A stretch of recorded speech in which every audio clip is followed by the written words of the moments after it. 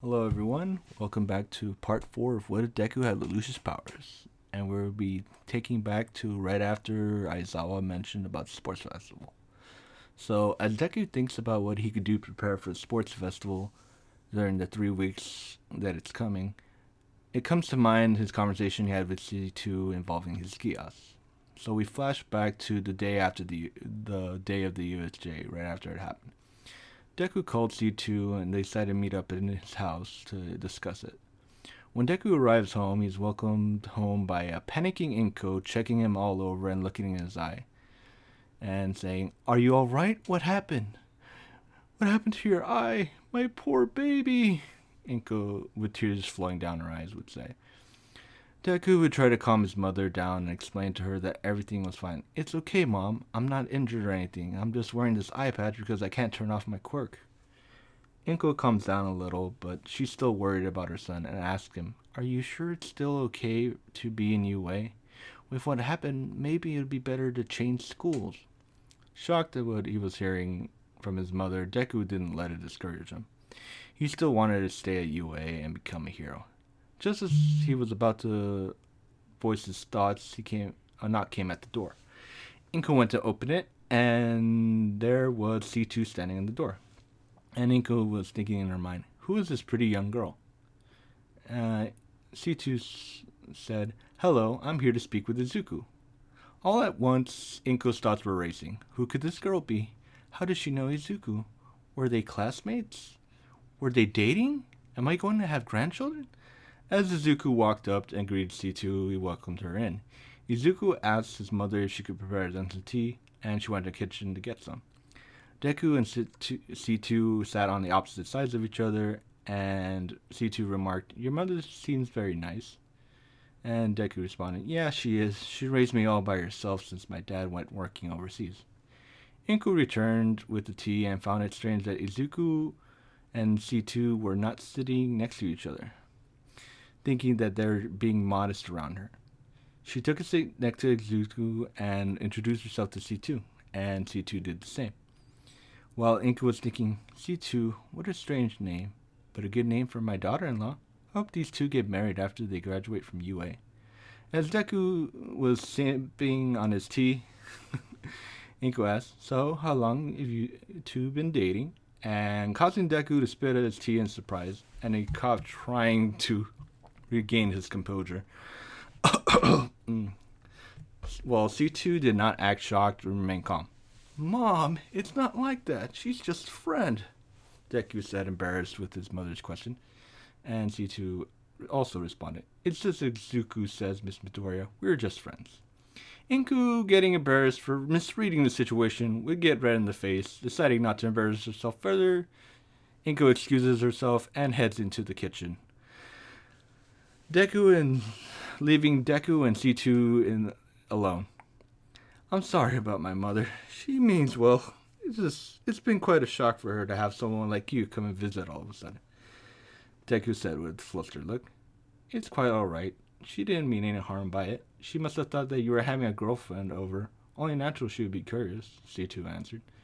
After a few moments of trying to regain his calm and composure, Deku spoke. "C2, what happened to me? My Gias won't turn off anymore. I have to wear this eye patch just so I don't accidentally hypnotize people." "Well, it seems your Gias has evolved. Likely the cause is to overuse it. The point is that now it's stronger." Deku gave a brief explanation of what happened to him in the USJ, how he uses Gias to help his classmates, his teacher, and him nearly exhausting himself until help arrived. Yeah, and C2 responded, "Yes, indeed. It seems overusing your Gias is the cause of your evolution. Now you're able to control people in a radius, regardless of having eye contact, and you're able to change your orders. So no more permanent commands, and you don't even have to speak with them. Truly frightening. If I ever met another Gias user that evolved so quickly to this extent." I mentioned before, evolutions would usually come slow, but also it would be minor changes. Back in the present, Uraraka is talking to Deku, and it snaps him out of his daze right after she taps him in the shoulder. "Oh, I'm sorry. You were saying something, Uraraka?" Deku responded. And she said, I was wondering what your idea is for the sports festival, Uraraka said with a smile. Deku flustered at her sight of her smile. Deku's cheeks turned slightly red. Deku shyly answered, Well, it's a pretty big deal, so I'm going to do my best and train hard. Also, I'm going to work on my quirk. Deku began to clench his fist, confident as he said that. Uraraka admired that look in his eyes. I'll work hard too. Let's all do our best, she said, raising her fist in the air, and fellow students joined in. While that was happening, there was a large group of students outside Class 1A. One of the students stepped up to address the Class 1A. It was Monoma. Well, if it isn't the famous Class 1A, I bet you think you're so high and mighty now that you fought villains, don't you? No one answered. Monoma... They all kept quiet, since some of them don't want to remember what happened at the USJ. Bakugo then confronted him. So what the hell are you gonna do about it? As he shoved past Monoma, heading out. Next, Shinzo spoke up. Are all members of 1A all loudmouths like you? I'm not impressed. What you say? Screamed Bakugo angrily at Shinzo. Shinzo proceeded by mentioning that if any one of you or the other curses do good in the sports festival, they can go into the hero course. And if one of you guys do bad, that gives more students an opportunity. So don't mess up and lose your spot. Deku stood up and began to head out with Uraraka and Ida following behind him. Every student outside saw Deku's eye patch and instantly thought he must have got injured during the villain attack. Deku stood in front of Shinzo and said, I hope you do your best. We're all going to be doing our best. And don't think for a second we're going to sit by and let it happen. Because we survived the villain attack, and we don't think that we're better than everyone. We proved that we deserve to be in Class 1A. And in the sports festival, we'll prove it again. All of Class 1A cheered at Deku's speech. Bakugo was impressed by the speech and grew to respect Deku as a rival. We skip a little time later. Deku, during his training for the sports festival, kept up his physical training while also working on his Gyos and his quirk, improving his control with both. Deku figured out to control sentient beings with a radius of 200 meters, but this caused him to strain him and couldn't use it indefinitely. He only used it if necessary. Deku could use full cowling at 10% without issue, and temporarily jump to 50% in short bursts. When Deku had free time, he would visit Hatsume's sport course to ask for improvements for his hero costume and maybe some new features to help.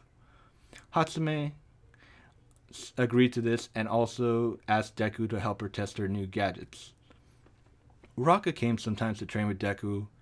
Inko was slightly surprised that Deku had another girl over. She didn't jump to conclusions, this time thinking, Deku has another lady friend. I hope he's not planning on being a player and have multiple girls, she thought in her head.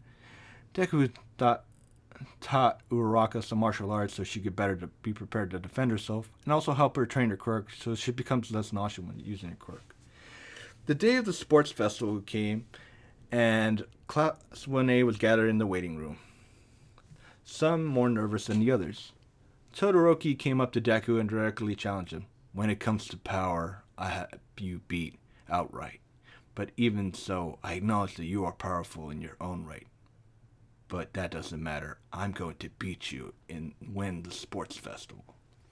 Everyone was shocked at what was said. Bakugo irritated that the challenge was towards Deku and no one else. Hey, don't ignore me, you half-and-half bastard.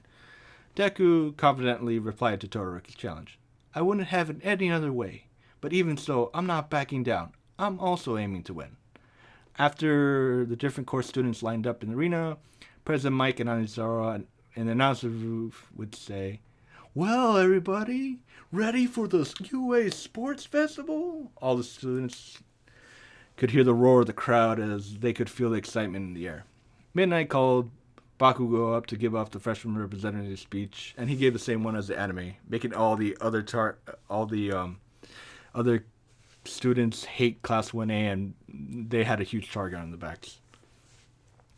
The sports festival began with the obstacle course.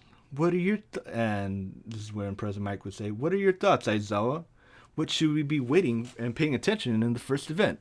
As Aizawa lazily answered, "The entrance." On cue, the race started. Todoroki frees the entrance, trapping many students and giving him an early advantage. Suddenly, Todoroki could hear explosions and others getting up behind him. Bakugo and Deku followed by the rest of Class 1A, as they were able to escape Todoroki's eyes. Deku, using full counting at 10%, was able to keep pace with Bakugo and Todoroki, but he was clearly in third while Bakugo and Todoroki were fighting for first. Then came the first obstacle, the zero-pointers. Todoroki froze the zero-pointers in place with his giant ice wall, as Bakugo used his explosion to take the head off the zero-pointer, while Izuku just slipped past the zero-pointer, getting the lead. As he thought, "I don't need to show off, I need to win." Both Bakugo and Todoroki were angry with themselves for taking so long with the zero-pointers. They pushed themselves to catch up. Coming up to the second obstacle, the giant cliff, the chasm, Deku kept running, temporarily boosting himself to 50% at the last second, jumping off the gap. He landed, rolled to cushion his fall, continued running. Bakugo just used his explosions to propel himself over the chasm, while Todoroki slid on the tightrope using his ice. Many other students like Ida, Uraka, Mei, Zero, Suyu, and etc. continued after them. As Deku got to the third obstacle, the minefield, he was unaware of the fact he accidentally set off a mine, knocking him to the ground, giving Todoroki and Bakugo time to catch up. Deku got up in a daze, thinking what he could do in the situation. He could run through, but it might set up another mine. Jumping was a good option, but the same problem. Hearing the explosions and ice behind him, Deku made up his mind and powered up one for all and slammed his fist toward the ground, making the earth shake, setting off a lot of mines in his way, but also making a giant smoke screen. Deku just dashed through the smoke and then was on the other side, heading straight for victory. But Bakugo and Todoroki were right behind Deku. They were all getting closer to the finish line. Right before they entered the tunnel, something happened. Deku crossed the finish line, but Bakugo and Todoroki stopped in the tunnel. As President Mike said, "What is this? Why did Bakugo and Todoroki give up? Why aren't they moving?" As Aizawa answered him, "It's most likely due to Midoriya's quirk. He must have hypnotized them temporarily and used that to win the race."